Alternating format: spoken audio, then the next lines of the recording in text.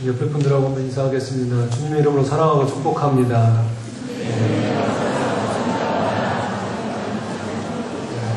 한번 뒤로 한번 돌아보시고 똑같은 인사 하시면 좋을 것 같습니다.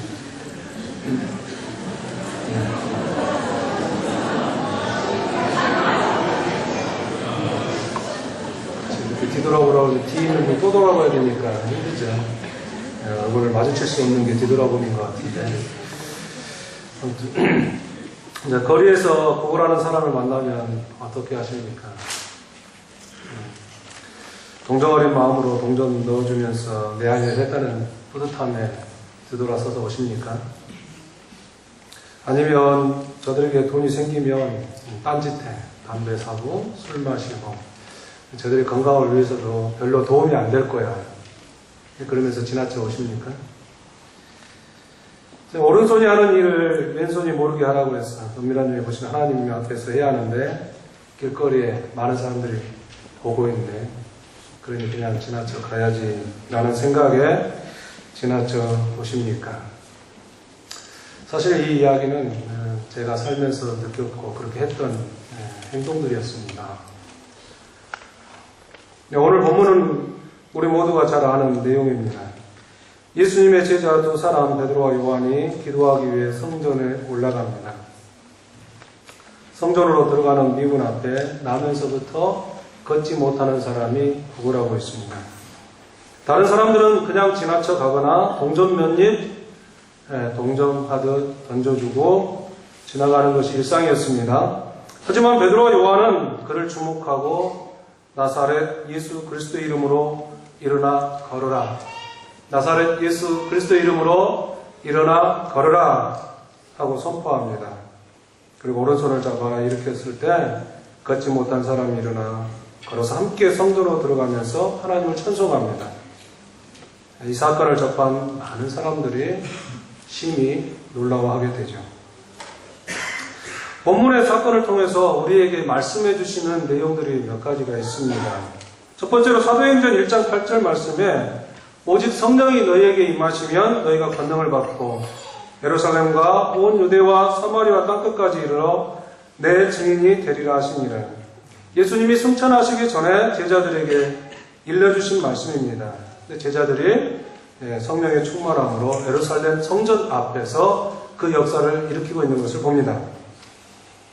베드로 사도는 또한 그 오순절 설교에서 나사렛 예수 그리스도가 우리의 주님이다, 그리스도다라고 설교했던 사실을 기억합니다. 구약의 이사야서 35장 6절에 그때 저는 자는 사슴과 같이 뛸 것이며 이사야 선지자의 예언이 나사렛 예수 그리스도 이름으로 이루어지는 것을 말씀해주고 있습니다. 구약 선지자의 예언의 성취이며 신약의 예수님의 말씀이 이루어지는 현장이 바로 오늘 본문의 말씀입니다.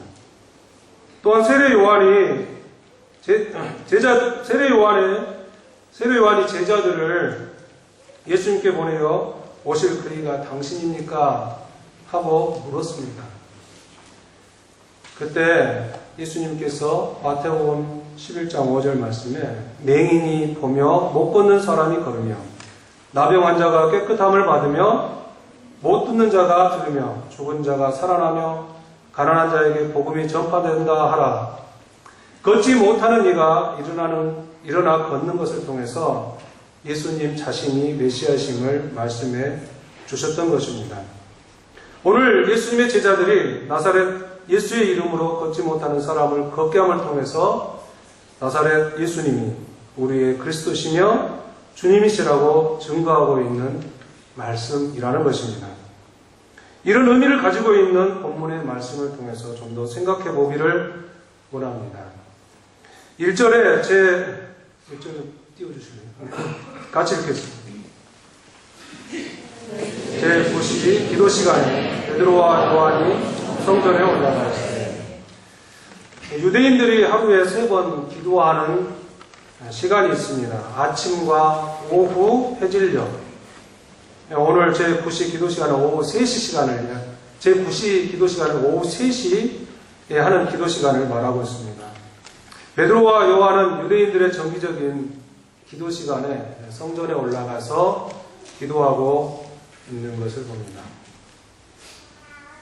예수님도 기도하신 후에 치유와 기적을 나타냈던 사건들을 누가복음에서 기록해주고 있습니다. 누가복음 5장 16절에 한적한 곳으로 가셔서 기도하신 후에 중풍병자를 치유하시는 예수님, 그리고 누가복음 6장 12절 이후에 보면 산에서 밤새도록 기도하신 후에 귀신 들린 사람을 고치신 예수님, 누가복음 9장 28절에 변화산에서 기도하신 후에 내려오셔서 귀신 들린 아이를 치유하신 예수님.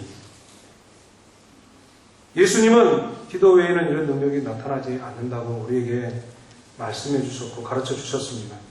이 땅에 계시면서 기도를 통하여 능력을 나타내신 예수님처럼 오늘 두 사도도 기도하고 있는 것입니다. 기도는 영적 호흡입니다. 육적으로 숨을 쉬지 않고 살 수는 없습니다. 이렇게 꼭 이야기하면 어린 아이들은 숨 안 쉬고도 1분, 2분 참을 수 있어요. 이렇게 대답합니다. 네, 우리 1분, 2분 살자고 하는 건 아닌데, 네. 영적으로도 영적 호흡이 없이 살 수 없습니다. 영적 호흡은 기도입니다. 기도는 믿는 성도들의 특권입니다. 영적인 특권을 외면하지 말고 기도할 수 있기를 바랍니다. 기도학교 시작됐더라고요. 기도를 한다는 것은 나의 연약함을 인정하는 것입니다. 기도를 하는 것은 하나님의 능력되심을 믿는 믿음에 서서 출발하는 것입니다. 함께 기도할 수 있길 바랍니다. 2절 또 같이 읽겠습니다. 2절입니다. 나면서 못 걷게 된 일을 사람들이 메고 오니 이는 성전에 들어가는 사람들에게 보호하기 위하여 날마다 미문하는 성전문에 주는지라. 미문은 성전으로 들어가는 문입니다. 니가노르라는 문으로 고리로 된 문이라고 그럽니다. 저는 안 가봐서 모르고 못 봐서 모르겠습니다. 그렇지만 성경은 이 니가노르 문이라고 이야기해요. 아름다웠던 것 같습니다. 이 문을 통해 성전으로 드나드는 이들이 많았던 것 같아요. 많은 사람들이 왕래하는 성전 문 앞은 구걸하기 가장 적당한 장소였을 것입니다. 이 사람은 성전을 드나드는 이들에게서 동정 몇 입, 동정을 받고 싶었던 것이죠. 기도를 마치고 나오는 사람들이라면 좀 더 후하게 동정해 주지 않을까요? 어떻습니까? 저는 그렇게 생각이 되어지는데. 근데 헌금 시간에 한번 다 해서 구제할 게 없는 경우가 있습니까? 그러지는 않죠. 항상. 지금도 여전히 교회는 이런 아픔을 안고 살아가는 사람들의 희망이 되어야 합니다. 사람들은 이렇게 기도하는 사람들에게, 세상 사람들은 이렇게 기도하는 사람들에게 기대를 가지고 있습니다. 자신들과 다른 뭔가가 있을 거라는 것이죠. 막연하긴 하지만 자신들과 다른 것이 있을 거라고 기대하는 이들에게 교회가 희망이 되고 소망이 되고 도움이 되는 그런 역사에 우리들이 있기를 원합니다. 구제하는 것은 구약 성경에서 이미 말씀해주고 있습니다. 레위기 19장 9절로 10절은 이렇게 말씀합니다. 제가 파워포인트를 준비를 못했습니다. 제일 싫어하는 게 컴퓨터 작업하는 거기 때문에 이 타이핑하는 것도 매우 힘들었습니다. 죄송합니다. 제가 읽어드릴게요. 너희가 너희의 땅에서 곡식을 거둘 때에 너는 반 모퉁이까지 다 거두지 말고 내 떨어진 이삭도 줍지 말며 내 포도원의 열매를 다 따지 말며 내 포도원에 떨어진 열매도 줍지 말고 가난한 사람과 거르미를 위하여 버려두라. 나는 너희의 하나님 여호와입니다.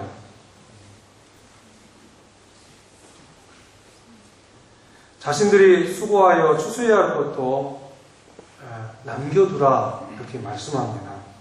떨어진 이삭은 당연히 줍지 말라고 합니다. 아무튼 이 원고에는 없지만 죄송합니다.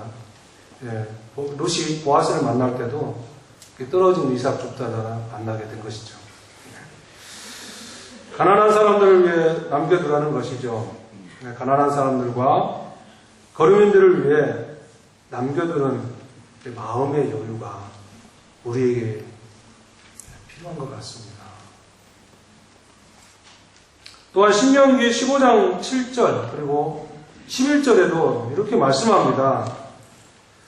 내 하나님 여호와께서 내게 주신 땅 어느 성읍에서든지 가난한 형제가 너와 함께 거주하거든 그 가난한 형제에게 내 마음을 완악하게 하지 말라. 그 가난한 형제에게 내 마음을 완악하게 하지 말며 내 손을 움켜쥐지 말고. 11절에 땅에는 언제든지 가난한 자가 그치지 아니하겠으므로 내가 내게 명령하여 이르노니 너는 반드시 내 땅 안에 내 형제 중 곤란한 자와 궁핍한 자에게 내 손을 펼지니라. 내 손을 펼지니라. 제가 이게 내와 내가 발음이 잘 안 됩니다. 여러분들 읽을 때 내 손을 펼치니라. 자기 손을 빼야 되는데 자꾸 내 손을 펼치라 그러면 곤란할 것 같습니다. 하나님이 약속하신 땅에서 거하면서 가난한 자, 궁핍한 자에게 손을 내밀어 구제하는 삶을 살라고 부탁하시는 말씀입니다. 또한 마태복음 6장 2절로 4절 말씀 이렇게 말씀합니다. 우리가 다 잘 아시는 말씀인데 그러므로 구제할 때에 외식하는 자가 사람에게서 영광을 받으려고 회당과 거리에서 하는 것 같이 너희 앞에 나팔을 불지 말라. 진실로 너희에게 이르노니 그들은 자기 상을 이미 받았느니라. 너는 구제할 때에 오른손이 하는 것을 왼손이 모르게 하여 내 구제함을 은밀하게 하라. 은밀한 중에 보시는 내 아버지께서 갚으시리라. 구제는 하나님의 명령이며 하나님께서도 우리를 은밀하게 도와주신다고 일러주고 계시는 말씀입니다. 구제는 해도 되고 안 해도 되는 선택의 문제가 아니라 하나님의 명령입니다. 은밀하게 도우시는 하나님의 도움의 손길이 되어주는 삶, 아름다울 것 같습니다. 그렇게 살기를 소망합니다. 우리는 이 남에서부터 걷지 못하는 이 사람을 보면서 궁금증이 있습니다. 요한복음 9장에서 날 때부터 앞을 보지 못해 앉아서 구걸하던 자를 대상으로 제자들이 예수님께 물었습니다.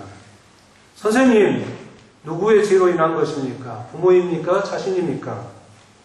예수님이 이렇게 대답하셨습니다. 그에게서 하나님이 하시는 일을 나타내고자 하신다고 대답해 주셨습니다. 우리 곁에 이런 아픔을 안고 있는 분들을 향해 왜 이런 일이라고 의문을 드러내기보다는 주님의 하실 일을 이루소서 하고 기도함으로 하나님께서 나타내시고자 하시는 그 일에 함께 할 수 있다면 더 좋을 것 같습니다. 여기 날마다 성전문에 데려다주는 사람들이 있습니다. 이 사람들은 구제하는 것이겠죠. 도움을 주는 사람들이었습니다. 구걸하는 이의 기본적인 필요를 채울 수 있도록 성전 미문 앞에 데려다 놓습니다. 연약한 사람 곁에 도와주는 사람이 있다는 것은 참으로 다행이고 행복한 일입니다. 다행인 것은 연약한 사람이고 행복한 사람은 도움을 주는 사람입니다. 도와주되 끝까지 도와줄 수 있다면 더 좋겠죠. 저도 성전문에 데려다 놓는 사람들이 여럿 있습니다. 저에게는 능력이 없습니다. 그래서 제가 할 수 있는 것 저의 특권, 기도하는 것이죠.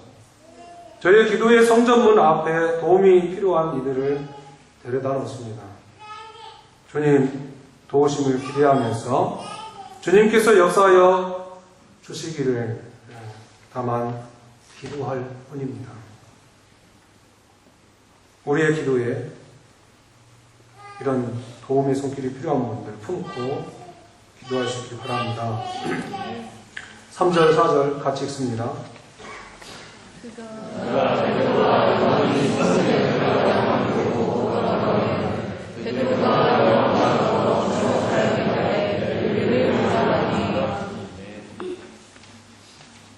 베드로와 요한은 구걸하는 그 사람에게 집중합니다. 그리고 우리를 보라고 합니다. 걷지 못하지만 볼 수 있는 그에게 고개만 숙이지 말고 바라보라는 것입니다. 동전 몇 입 받으려고만 하지 말고 우리를 바라보라는 것입니다. 베드로와 요한에게 무엇이 있었나요? 구걸하는 사람은 뭐 특별한 것이 있었을까 하여서 베드로와 요한을 쳐다봅니다. 그동안 손을 내밀고 있거나 바구니를 앞에 두면 지나가던 사람들이 구걸을 해 주었습니다. 구제해 주었습니다. 그런데 자신에게 말을 걸어 쳐다보라고 하는 것은 무엇인가 특별한 것이 있다는 생각이 들었을 것입니다. 그동안 한 번도 받지 못한 큰 동정을 기대했을지도 모르겠어요. 금이나 은 같은 것, 그런 것. 그가 진정으로 얻고 싶은 것이 그것이었을까? 어쩌면 진정으로 원하는 것이 무엇인지도 모르고 하루하루 연명하는 이 사람의 삶이 아닐까요? 자기도 모르는 사이에 그가 진정으로 원하는 것을 잊고 포기하고 살았을지도 모릅니다. 다른 사람들은 다 걷는데 왜 나는 못 걷는 것일까? 라는 생각조차도 사치로 여겨졌을지도 모릅니다.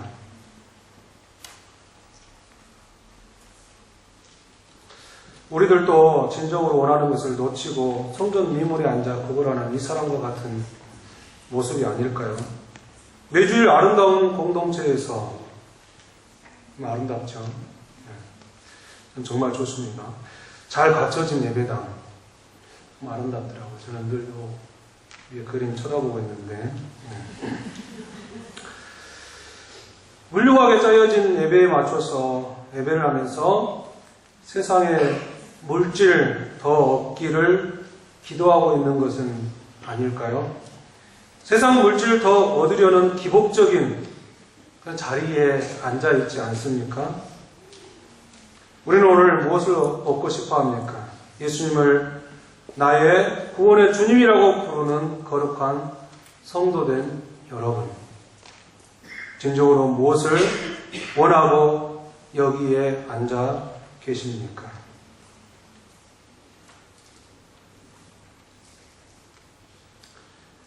6절을 읽겠습니다. 6절입니다. 베드로가 이르되 은과 금에게 얻거니와 내게 있는 것을 내게 주니 나사렛 예수 그리스도의 이름으로 일어나 하고. 은과 금이 없다고 하는 베드로와 요한의 말은 어쩌면 진짜 한 푼도 없을지 모릅니다. 예수님을 따라다닐 때 다른 사람들이 너의 선생님은 반세, 성전세를 내지 않느냐는 질문에 내신다고 주님 계신 곳으로 갔었습니다. 사실 대책도 없었던 베드로 반세계를 하는 거 자기와 예수님을 위해서 내도 합해도 한 세겔밖에 안 되는데 내지 못하고 돌아와서 예수님께 말을 하려고 했던 제자 베드로였습니다. 아마 진짜 한 푼도 가진 것이 없었는지도 모릅니다.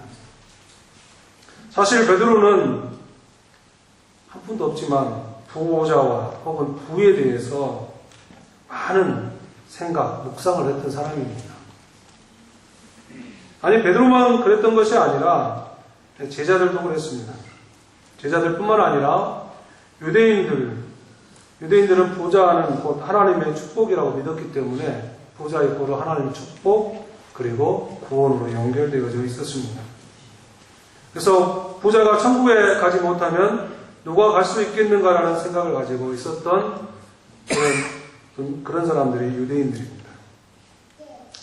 그런데 예수님께서 부자가 천국에 들어가기가 얼마나 어려운지 뭐에 들어가기가 낙타가 바늘기에 들어가는 것이 부자가 하나님의 나라에 들어가는 것보다 쉽다고 말씀해 주셨습니다.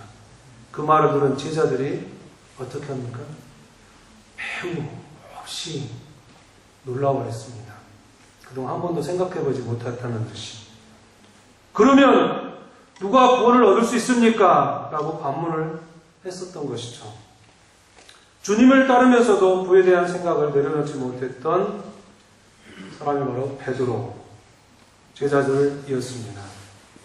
그런데 주님을 따르고 증거하면서 물질적인 안정된 삶이 아닌 궁핍함과 부족함 그리고 불편함 속에 살아온 베드로 사도가 가지고 있는 것이 무엇이었겠습니까? 베드로 사도에게 있는 것은 오직 나사렛 예수 그리스도 그 이름입니다. 사람들에게 잘 알려진 나사렛 예수가 그리스도라는 사실을 강조하고 있습니다. 베드로 사도는 사도행전 2장 36절에서 너희가 십자가에 못 박은 이 예수를 하나님이 주와 그리스도가 되게 하셨느니라 라고 설교했었던 사람입니다. 그런데 베드로는 이전에는 다른 반응을 보였던 사람입니다.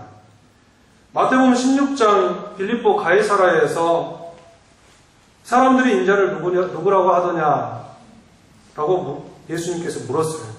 그럴 때 세례 요한, 엘리야, 에레미야 이런 것도 제자들이 듣고 싶은 이야기만 말하고 싶은 사람들만 그냥 꼬집어서 말했던 거예요. 그리고 예수님께서는 제자들에게도 너희는 나를 누구라고 하느냐 질문을 했습니다. 그때 베드로가 주는 그리스도시요 살아계신 하나님의 아들이십니다. 이렇게 고백한 베드로 사도는 얼마 지나지 않아서 예수님께서 십자가에 못 박혀 죽으시고 3일 만에 다시 살아날 것을 말씀하셨을 때에 예수님을 향해서 예수님 절대로 그런 일이 예수님에게 일어나게 하지 않겠습니다. 그런 일이 일어나도록 내버려두지 않겠습니다. 하고 결단했던 사람이 베드로입니다. 나사렛 예수님, 십자가의 예수님을 누구보다도 부인하고 싶었던 제자 베드로였습니다. 자신의 욕망에 치우쳤던 때에는 보이지 않았던 나사렛 예수님. 그러나 성령님의 임재가 있은 후에는 달라졌습니다. 나사렛 예수님이 그리스도라고 고백하고 있는 것입니다. 베드로 사도가 이렇게 분명해진 것은 성령의 임재가 있기 때문입니다. 너희가 성령으로 말미암지 않고는 예수를 주라, 그리스도라 할 수 없다고 말씀하고 있습니다. 우리가 나사렛 예수님을 나의 주님이라고 고백하는 것은 성령님의 역사입니다. 우리는 그 성령의 역사로 우리의 입술로, 우리의 마음으로 나사렛 예수 그리스도가 나의 그리스도시며 주님이십니다라고 고백하고 있는 것이죠. 그런데 은과 금은 내게 없다라는 이 말, 남에서부터 앉아서 구걸하던 이 사람이 들을 때에 도움이 간절히 필요한 이 사람이 이 말을 들었을 때에 어떤 생각이 들었을까요? 아마 구걸하는 사람이 듣고 싶은 말은 아니었을 것입니다. 베드로와 요한은 구걸하는 이 사람이 듣고 싶은 말을 하고 있는 것이 아닙니다. 다시 말씀드릴게요. 구걸하는 사람이 듣고 싶은 말은 금과 금은 내게 없거니와 이 말이 아니라는 거예요. 근데 베드로와 요한은 구걸하는 이 사람이 듣고 싶어하는 말을 하고 있지 않다는 것입니다. 성령에 충만한 베드로와 요한은 그들 안에 있는 나사렛 예수 그리스도를 말하고 있는 것입니다.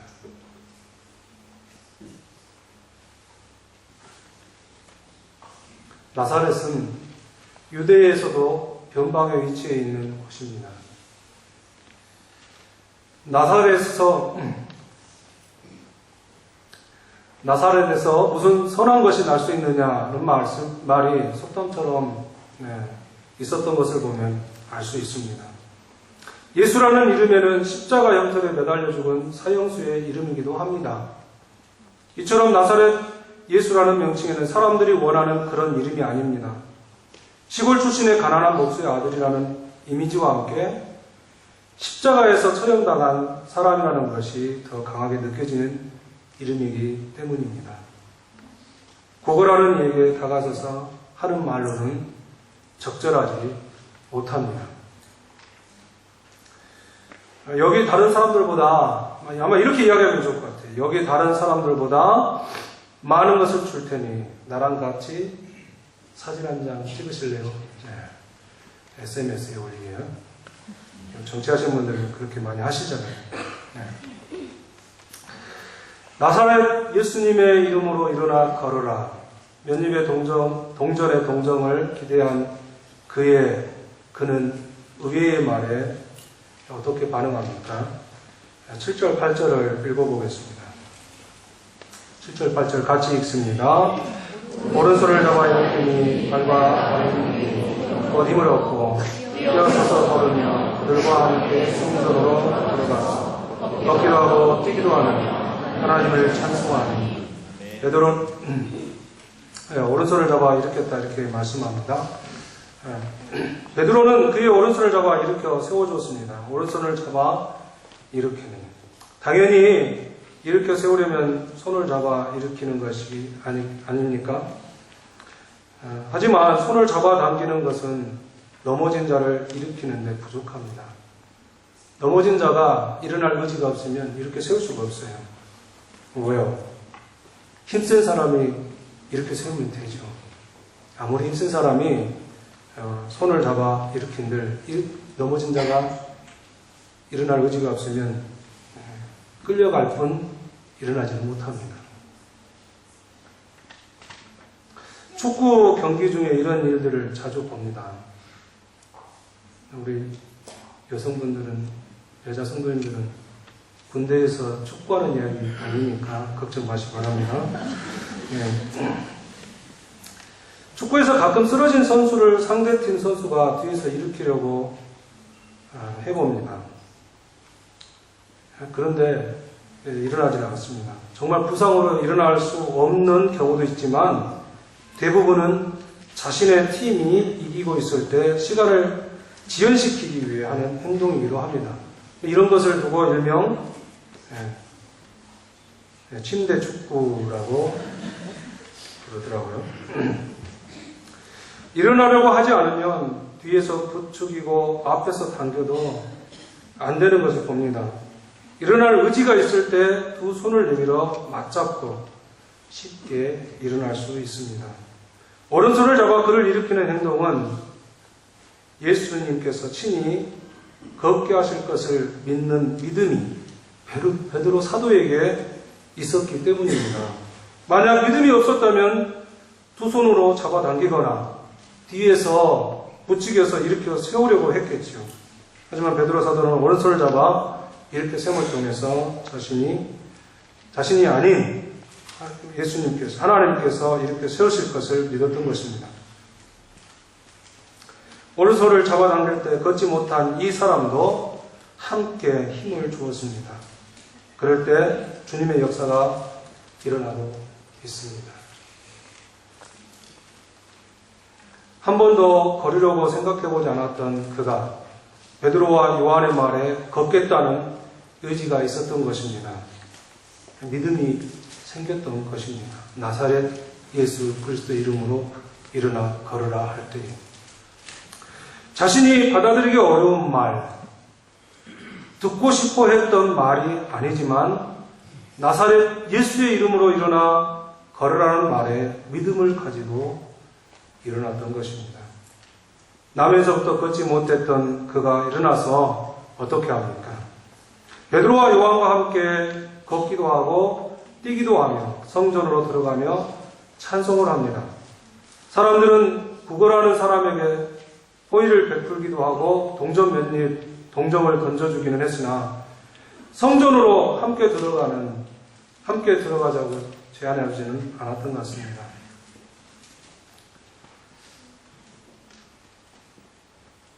그의 육체를 고치거나 영혼을 치유하여 하나님의 성전에 함께 나아가 기쁨으로 경배하도록 만들지는 못했습니다.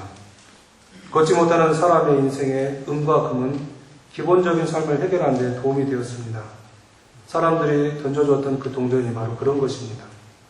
하지만 삶의 의미를 갖거나 활력을 갖거나 기쁨이 가득한 진정한 행복을 누리지는 못했습니다. 세상에 주는 돈과 물질은 진정한 행복을 주지는 못합니다. 걷지 못하는 사람을 일으키고 회복시키고 활력을 주고 기쁨을 준 것은 돈과 물질이 아닙니다. 바로 나사렛 예수 그리스도입니다. 나사렛 예수가 당시에는 갖는 의미가 무엇이었습니까? 나사렛 예수가 당시에 갖는 의미가 무엇입니까? 저주를 받아 십자가에 죽은 자입니다.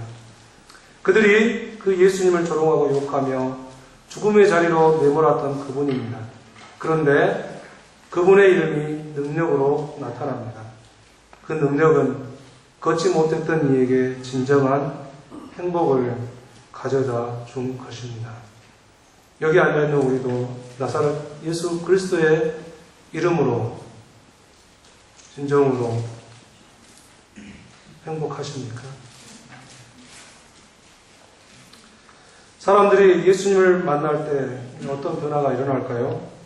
걷기도 하고 뛰기도 하며 성전을 향해 올라가며 하나님을 찬송하는 이 사람처럼 자신이 행복함을 표현하고 기쁨을 나타내며 하나님을 찬미하며 성전으로 들어가게 되는 것이 아닐까요?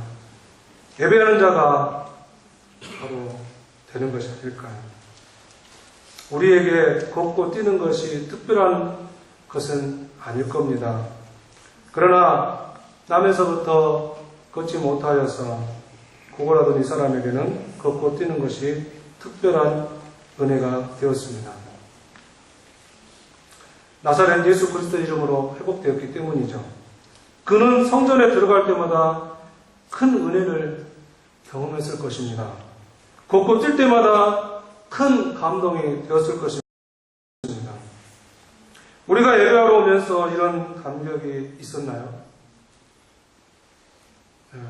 차 타고 오시고 걸어오지 않아서 잘 모르겠다 이렇게 말씀하신 분이 계실지 모르겠지만 나사렛 예수의 이름으로 일어나 걸으라는 말씀으로 새롭게 되어지는 그런 은혜, 그런 감격, 그런 감동이 저와 여러분에도 있기를 원합니다.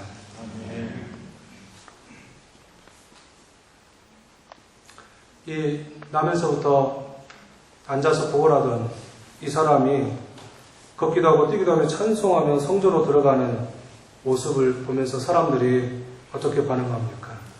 마지막입니다. 9절, 10절 읽겠습니다. 9절, 10절입니다.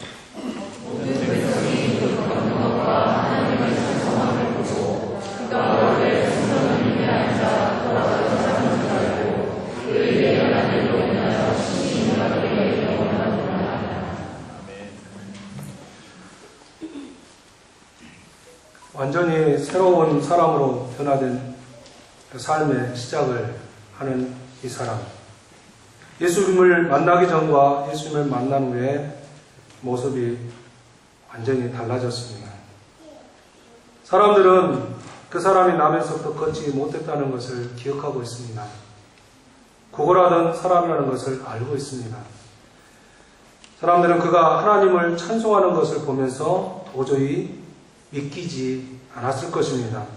아마도 그의 곁을 지나쳤던 사람들은 그가 일어나 걸으며 성전으로 들어갈 것이라고 상상하지 못했을 것입니다. 동전을 넣어주며 지나쳤던 사람들도 상상할 수 없었던 일이었을 것입니다. 이런 도저히 믿기지 않는 이런 모습, 왠지 저를 닮은 듯 합니다. 어렸을 적에 그 동네 친구를 아주 오랜만에 만난 적이 있습니다. 서로의 안부를 묻고 당연히 지금 어떻게 지내는지, 그리고 무엇을 하고 있는지 물었습니다.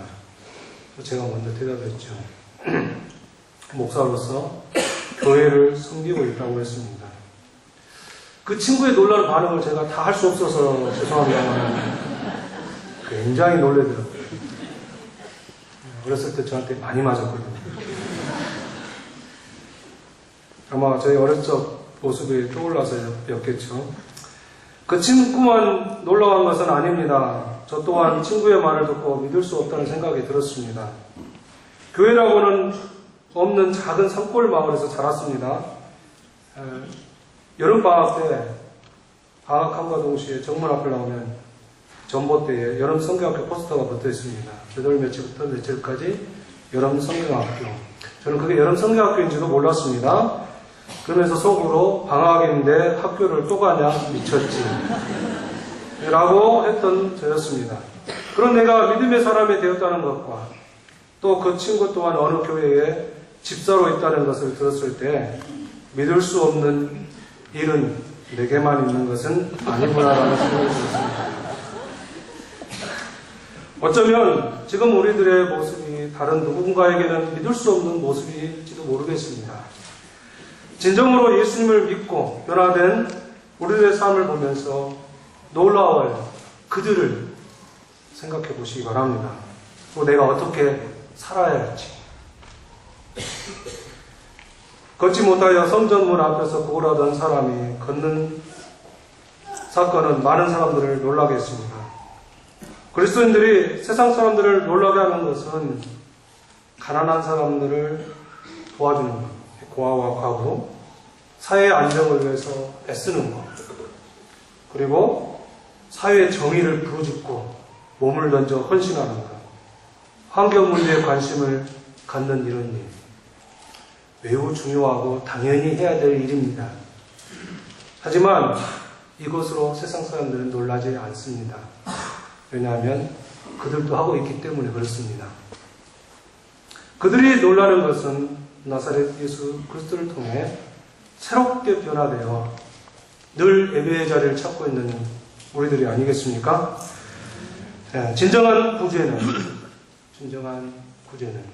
나사렛 예수 그리스도, 그분이 우리의 주님이시며 구원의 주님이라고 고백하고 증거해주고 그들도 예수님을 만나게 하는 것이 아니겠습니까? 아멘.